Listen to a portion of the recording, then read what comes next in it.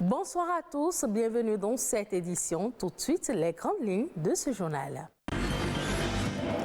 Une année scolaire réussie passe aussi par une bonne alimentation et une bonne santé. En tant que parent, quel comportement adopter pour accompagner les enfants toute l'année scolaire? La réponse dans un instant. Mortalité élevée, personnes blessées, déplacées et sans abri. Les dégâts causés par les catastrophes naturelles sont accablants. La journée internationale pour la réduction des risques de catastrophes naturelles est célébrée ce 13 octobre. La 5e édition du Hacker Lab est ouverte cette année aux autres talents des pays de la CEDEAO. Les gagnants seront coachés pour assurer la cybersécurité des États membres de l'organisation. Bonsoir à tous. Depuis le 19 septembre, les enfants ont repris le chemin de l'école. Et si leur instruction est du ressort des enseignants, les parents, quant à eux, doivent s'assurer de les maintenir en forme. Ce qui passe aussi par une bonne alimentation et une bonne santé.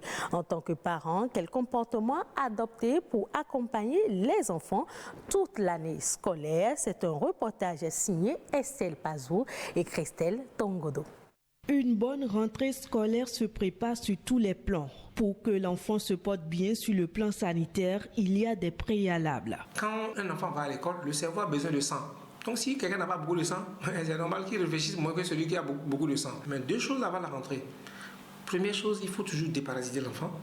Et deuxième chose, il faut en fait, si votre enfant est un sujet allergique, il faut s'assurer des allergènes et l'éduquer par rapport à ça avant qu'il ne commence pas à rentrer dans le milieu scolaire. En plus de toutes ces mesures préventives, le parent doit soumettre l'enfant à un bilan fondamental.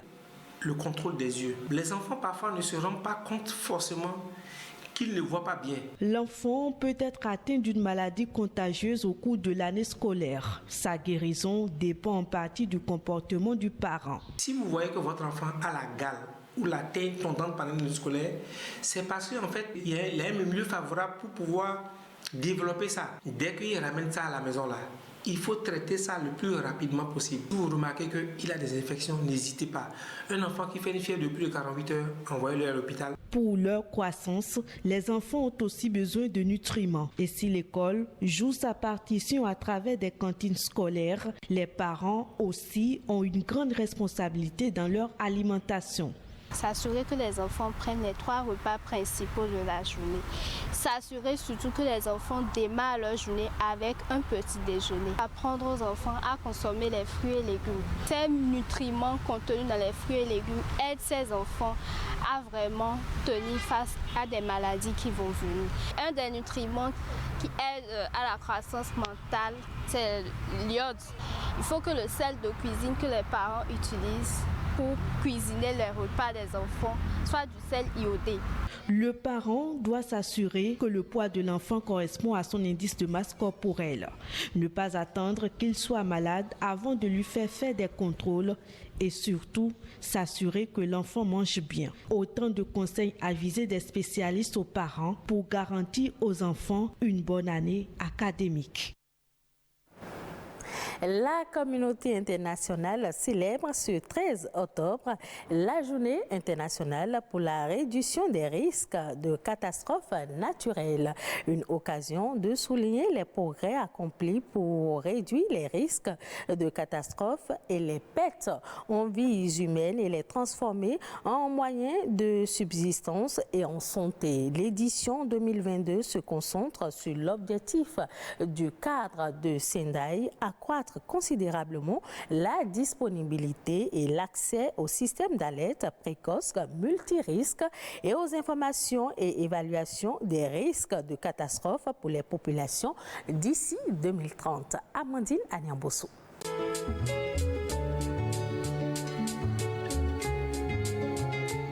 Les catastrophes naturelles touchent des millions de personnes chaque année dans le monde. Il s'agit des inondations, des tremblements de terre, des cyclones ou encore des tsunamis.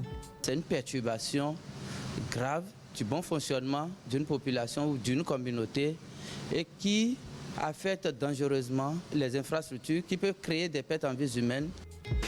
Les catastrophes naturelles résultent des interactions de plusieurs phénomènes naturels.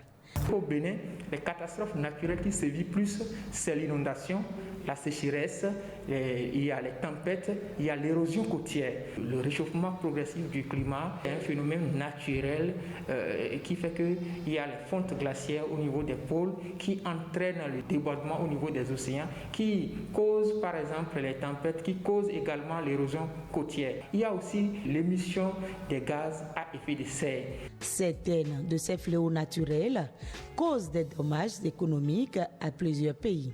Pour qu'il y ait une catastrophe, il y a déjà une perturbation, ce qui veut dire que ça va agir sur l'économie, sur les infrastructures socio-communautaires, mais tout ce que les conséquences ne sont pas toujours que négatives.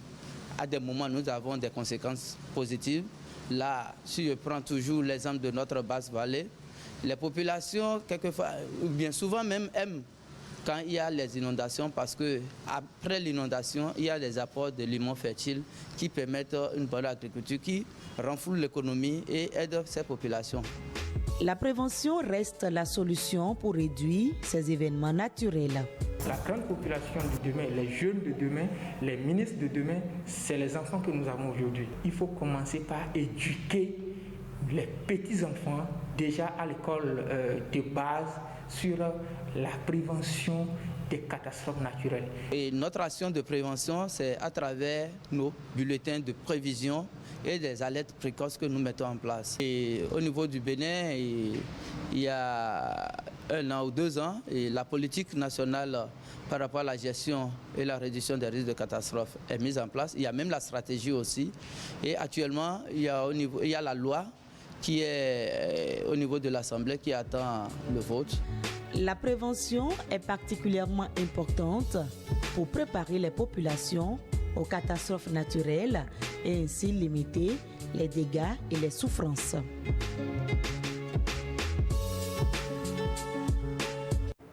2 jours de compétition sans arrêt pour les 16 équipes finalistes. C'est la 5e édition du Hacker Lab.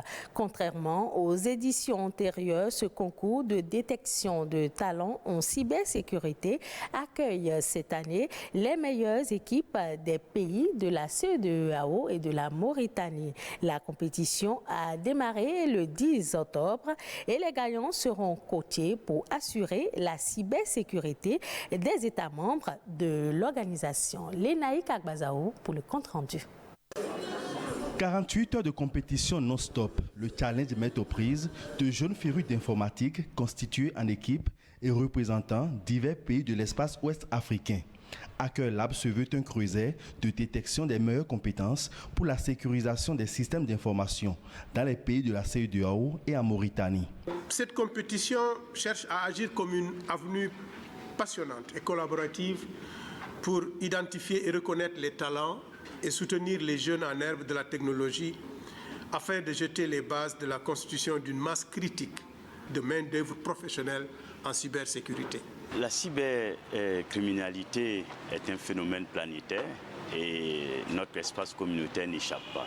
On voudrait que tous ces jeunes s'engagent auprès des États membres pour que nous puissions réussir notre pari de développement du numérique et de la digitalisation. Hacker Lab est une initiative du gouvernement béninois qui s'étend désormais aux autres pays de la sous-région pour une sécurisation du cyberespace. Depuis 2017, le Hacker Lab a détecté plus de 700 talents et en a primé une quarantaine avec diverses certifications comme le CEH, le CHFI et l'OSCP, des certifications qui permettent à ces jeunes-là d'entrer dans le monde de la cybersécurité. D'autres partenaires comme le projet OCWARC, Expertise France et l'Union européenne accompagnent l'événement. Je pense que c'est une immense chance pour nous déjà d'être là. On donnera tout pour vraiment ramener la coupe au pays. On va mettre la lumière sur eux et qu'ils puissent demain pouvoir avoir du travail dans ce domaine-là. In fine, il s'agit de mutualiser les stratégies de lutte contre la cybercriminalité ou les cybermenaces en Afrique de l'Ouest et en Mauritanie, afin de garantir la croissance économique. Hors du Bénin, au Maroc, l'exécutif va débloquer une enveloppe de 180 millions de dollars dans le cadre d'une stratégie visant à améliorer la suivi des colonies d'abeilles du pays. Ce programme va permettre de financer la construction et le repeuplement des ruches des apiculteurs qui ont été victimes du syndrome d'effondrement des colonies d'abeilles. Ce nouvel appui au secteur apicole complète les efforts déjà entrepris par l'exécutif pour assurer la durabilité de l'industrie du miel dans le royaume chérifien. Le reste de l'actualité au plan international, c'est dans Eco Inter qui porte la signature de Héloïse Winato.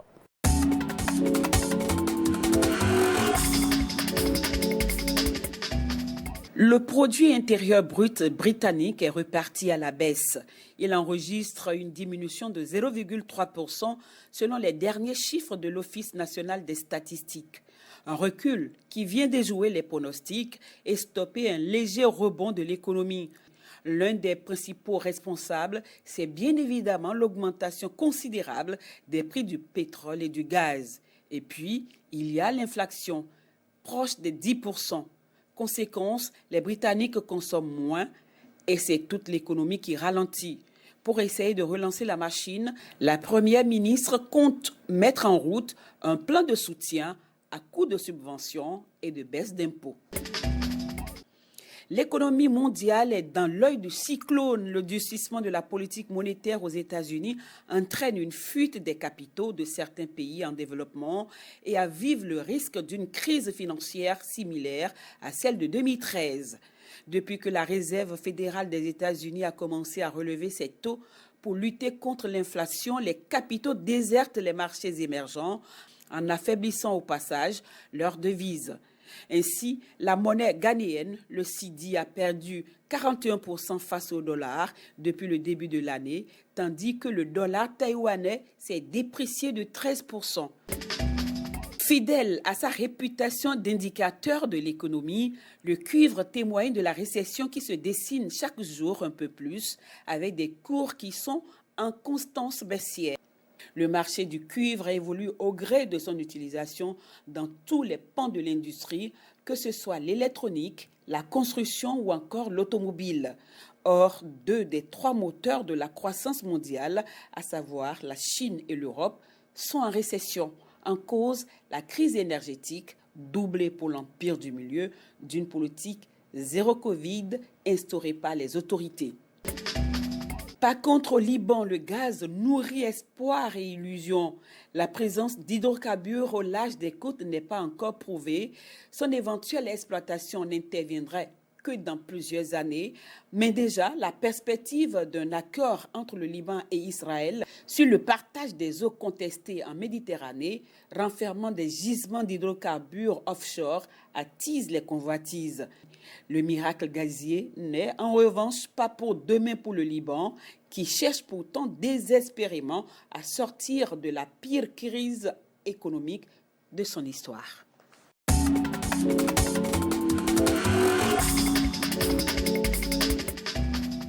Ainsi se referme cette édition. Merci de l'avoir suivi. Retrouvez ce journal sur le site de l'ORTB, www.ortb.pj.